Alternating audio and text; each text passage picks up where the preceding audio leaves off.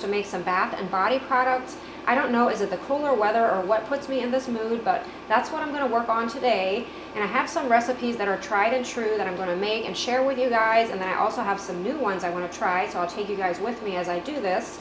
And I'm sure you probably know this, but items like this are so giftable. People love to receive handmade, all-natural products with a cute little label. So I'm going to help you out with that too. I'll probably have some labels available. And I don't know, can you tell beside me here, I'm dehydrating some fruit. So I have some ideas with that. I've been dabbling in that recently. So let's get right into it. So the first thing I'm going to be working on is making some hot process soap, and I'll probably head downstairs to measure out my oils and my ingredients and get my lye water solution started. And then I'll actually be making the soap up here in the kitchen where it's nice and bright, and I can kind of show you guys the process.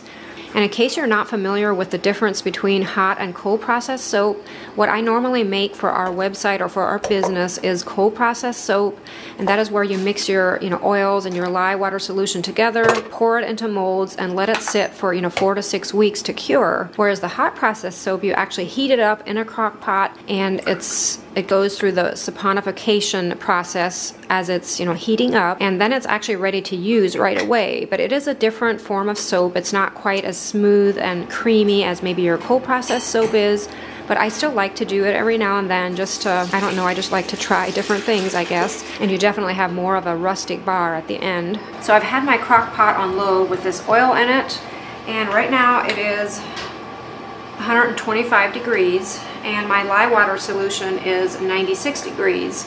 And normally with cold processed soap, you want them to be closer to the same temperature, but with this hot process, it really doesn't matter. This is actually a good number to go by. Your oil's around 130, and your lye at around 96 or even lower. You want to blend until you have a thin to medium trace going on, kind of like a pudding consistency.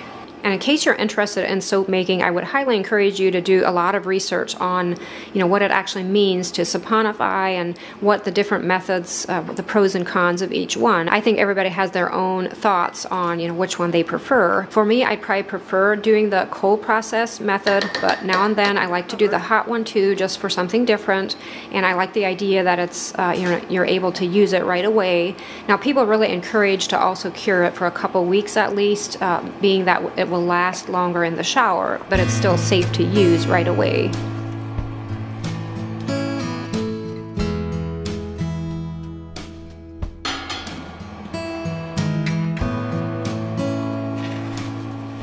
So as you can see, the color or the texture of the soap is starting to look a little different. It's more translucent. I would say it's almost ready, but I'm going to leave it in here for a couple more minutes. I'm going to wait to add my essential oils until the mixture has cooled down to around 130 to 150.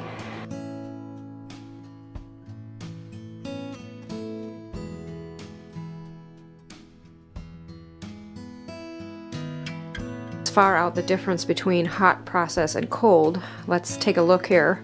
It's just a much thinner, smoother texture here with the cold process.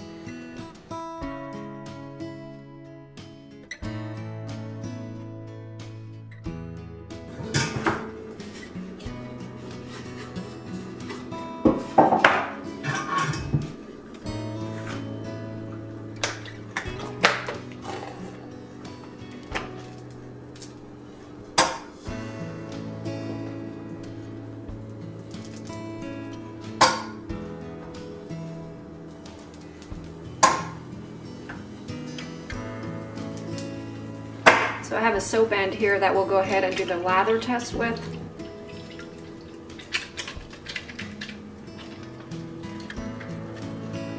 Definitely nothing wrong with this. It feels so nice and moisturizing. I use Canva to design these labels, and later on I have something else I want to show you, a new program that I started using to do some of my designing with, but more on that later. And I'll also share later on what labels I'll have available here as a digital download in case you're looking for some. So the next few things I'm making here are relatively new to me. The first thing here is chapstick. I love the idea of applying a chapstick or a lip balm that is completely natural. It's something I use multiple times a day. I do not like to have dry lips. And if I use it that often, I need it to be a good product. So basically I'm just mixing some ingredients together, putting it in the microwave, and not just microwaving it on high, until it's all melted. I like to slowly microwave it, take it out, stir it, and then put it back in. I don't want to just, heat it up vigorously. And then before adding my essential oils, I like to cool it down to around, 130 to 140 degrees Fahrenheit. That way my essential oil scent will stay in there better. The trick here was mastering how to pour it into these little chapstick containers without spilling it over the edge. Definitely will take some practice, I think. And this is a product that I really want to stock on the website, and I'll have more details on that later, but I'm also showing you the recipe in case you want to make your own. But I've always wanted to make little sets of chapsticks or lip balms like this.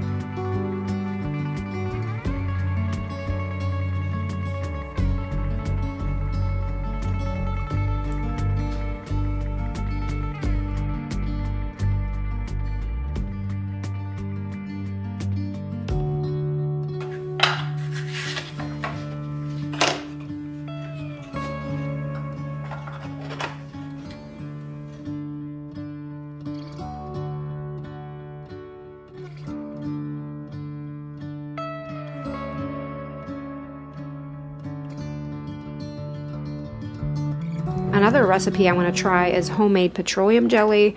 This is a really simple 3-ingredient recipe, and at the point of editing here, I love how this turned out. I use a lot of this, again, with just dry skin, and living here in Ohio during the winter months especially, this will come in really handy.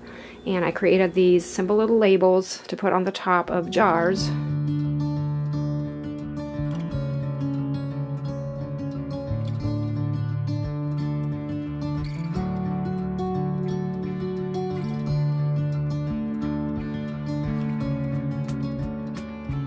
So I plan to fix some spa boxes that I want to sell on the website, and then I also have an event November 23rd locally here that I want to have some for.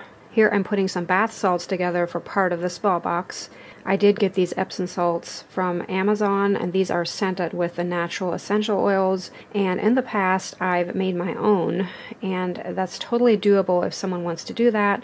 But if you want to make a large amount like I would have to do, to sell them, it's so strong in our house. Like when I bake them, you actually have to bake them, and I've just opted to not make them this year. I've had people, complain about watery eyes, and even if I open windows and doors, it's still really strong. So I think if you want to make your own, you almost need like a commercialized space where you'd have an oven, separately in a room or well-ventilated room, but it was just easier for me to just buy them, and I'll try to have a link down below in the description box in case you're looking for some good quality bath salts.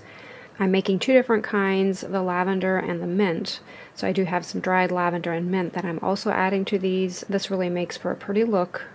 And again, at the end of the video, I'll share what kind of labels I'll have available. Pretty sure I'll have these available if you're looking for a cute little label to put on a string to tie around your container. As I was working here in the kitchen, the weather was nice enough that I was able to have the door open, and the mockingbird is singing so loudly down in the field. I thought I'd have to put her sound in here. It's just so pretty. I love to hear her.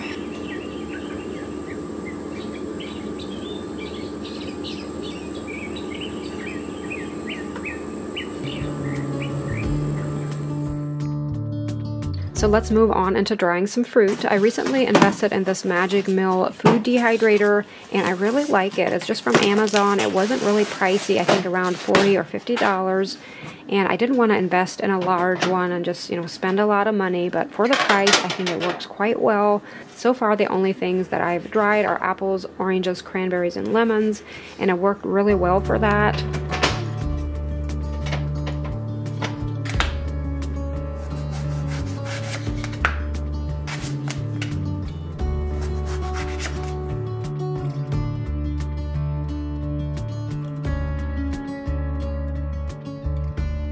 What I want to make here is a stovetop simmer, like a potpourri, and I've made some of this over the years, but mostly just fresh, and I really wanted to try my hand here at, drying some. And I've been wanting to try this, thought I'd share it with you in case you want to make something like this. I think this would make an awesome gift idea for someone, over the holiday season. And I'm also going to have some available on the website in case you don't want to take the time to make your own, but I plan to package them in cute little jars with, labels, and I'll also share the label with you guys in case you, again, want to make your own. So basically I just put some dried fruit together along with cinnamon sticks and some other spices. Oh, it smells so good.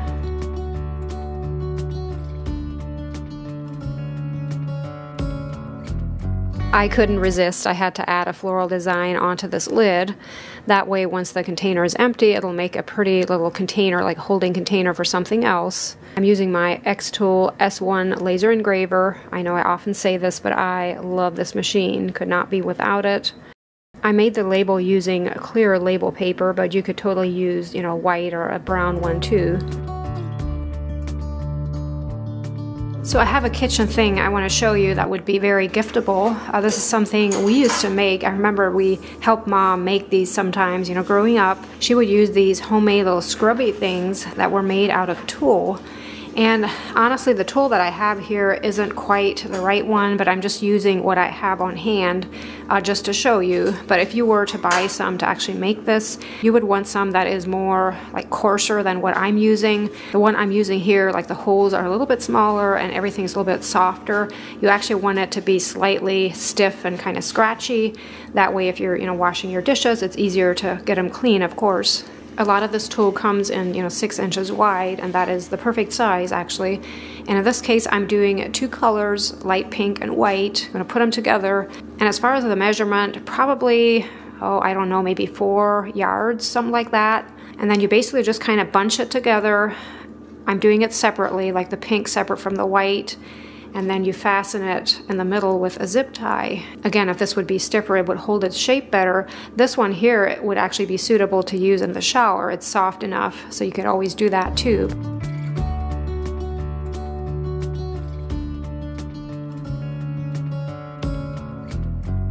I think a good gift idea would be to make a little scrubby like this and then fill a jar, maybe a pint jar, with your favorite dish soap. In my case, I probably use the 7th generation or Mrs. Meyer's, something like that, or just make your own. Put some in a jar and then add a pretty label. You can get those pumps to attach to a jar. There you have your dish soap to set out by the sink. That looks pretty. And a cute little scrubby, and then maybe even add the simmering potpourri jar to that. I think that would be kind of kitchen related, maybe even a pretty dishcloth or dish towel. In fact, I have those favorite dish rags of mine on the website if you want to check those out. I'm happy to hear that a lot of you guys are enjoying them. I love my dish rags like this. It would be a very useful gift idea, and then of course with the potpourri, it would just add a little touch of something to, freshen up someone's home with. So body butter is one of our top sellers on the Etsy shop and on the website. And I'm going to share my recipe in case some of you just want to make your own. And if not, we always or usually have some in stock. It's not always in stock. Sometimes we're sold out. But what I'm making here in this video will be in stock. And I plan to make a lime scented one. Now sometimes we'll do seasonally, but I kind of like to stick to some of the tried and true scents that we've had, and I also love the idea of going all natural with it. Some of the seasonal scents are fragrance oils, and although they are clean fragrance oils, I like it if I can state on the label it's 100% natural. So in that case, I would need to use essential oils. Body butter is probably a little more on the tricky side as far as, making your own. It's totally doable though. It's not that hard, but compared to some of the other things I'm making in here, this might pose a little bit more of a challenge, but basically just mix some ingredients together. I have shea butter and coconut oil that I have to melt along with the mango butter. So those are the hard oils. You melt that, and then you add jojoba oil, if I'm pronouncing that correctly, along with some arrowroot powder. Add that to the mixture, and then you place it in the freezer. And after a good portion of the mixture is solid, I go ahead and whip it up, and that's what makes it like a whipped body butter. The texture is so awesome. As the mixture is in the freezer, I prepare my jars, make sure everything is ready, because once it is whipped up, you kind of want to move fast and get it into the jars because it does turn into more of a solid state then, so it's easier to get it into the jars as it's more of a whipped consistency. And I gotta say, body butter is something I use daily. It is rather, greasy. I don't really prefer it to use it on my face like in the morning, to start out my day. But I will use it in the evening if I feel like my skin is extra dry. But I always use it on my legs, after shaving and just anywhere that I feel like the elbows, places that get dry. Especially here in our Ohio winters, I always deal with dry skin, so I could not be without my body butter. So here I have a really good lime essential oil. Lime essential oil is really expensive in case you're not familiar with oils, but to me it's worth it to have it on hand. I just love the smell of it.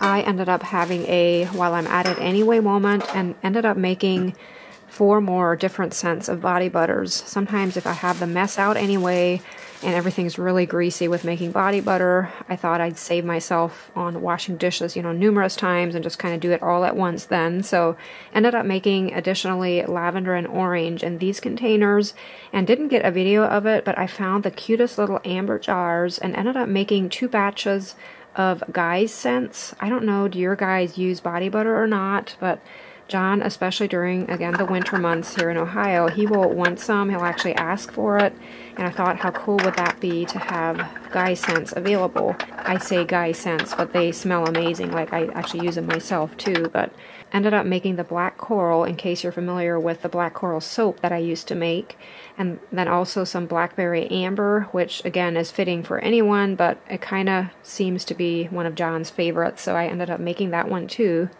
So when creating labels like this or doing any sort of design work, I normally use Canva, but I recently started using some of Creative Fabrica's designs. I don't know if you guys ever heard of them or not, but they have a big selection of different designs and just all sorts of different things that you can use if you're, designing or creating things. And they did give me an affiliate link to put in my description box, so if any of you are interested in maybe signing up for a Creative Fabrica account, you can actually get it on a trial basis. And I feel at this point I haven't explored nearly everything that they have to offer, but I did end up getting a few of my designs that I'm using in this video from them, from their website.